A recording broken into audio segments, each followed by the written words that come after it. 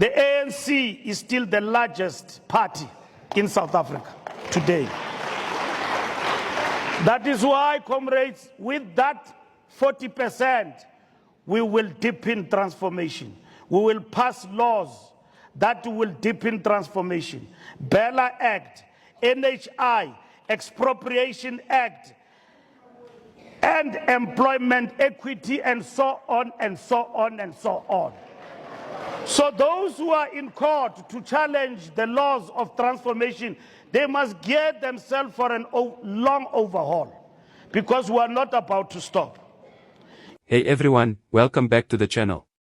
So, I stumbled across this clip making the rounds, and honestly, it raised a few eyebrows. The Secretary General of the African National Congress is talking about how the current level of support, around 40%, will be used to deepen transformation through some pretty significant pieces of legislation. They specifically mentioned the Bella Act, NHI, the Expropriation Act, and employment equity. However, current trends suggest a return to majority rule is increasingly unlikely, and that significantly impacts the feasibility of their proposed policies. So, let's revisit those policies with this in mind. First, the Bella Act.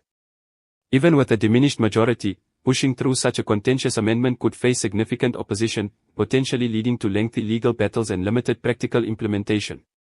Public opinion is divided, and the lack of a clear mandate makes aggressive implementation difficult. Then there's the NHI. The sheer scale of this project requires massive political capital and consistent, long-term support. With a shrinking base, the ANC's ability to secure the necessary funding and navigate the inevitable political hurdles becomes significantly more challenging. The opposition, energized by the ANC's declining support, will likely scrutinize every aspect, making efficient implementation even less attainable. The Expropriation Act is another lightning rod. Implementing this without a strong, unified mandate could trigger widespread economic instability. Investors, already wary, will likely become even more hesitant, further hindering economic growth.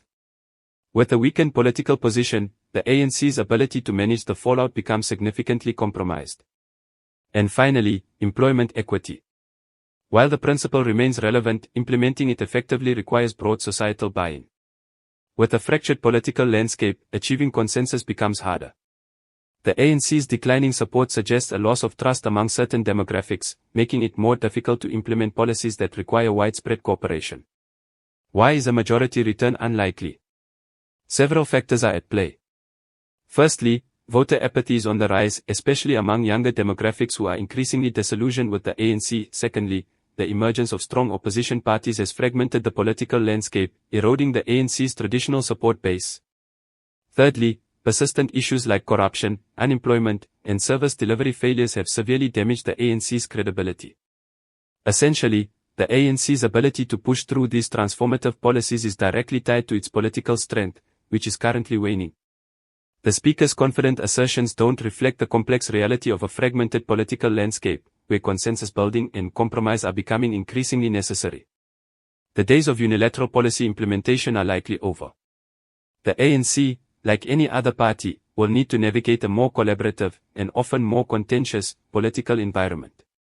So, while the intention to transform remains, the path to achieving it is far more complex and uncertain than the clip suggests. Let me know what you think in the comments. What are your thoughts on this? Let me know in the comments below. Let's have a real conversation about the best way forward for South Africa. Don't forget to like and subscribe for more critical discussions.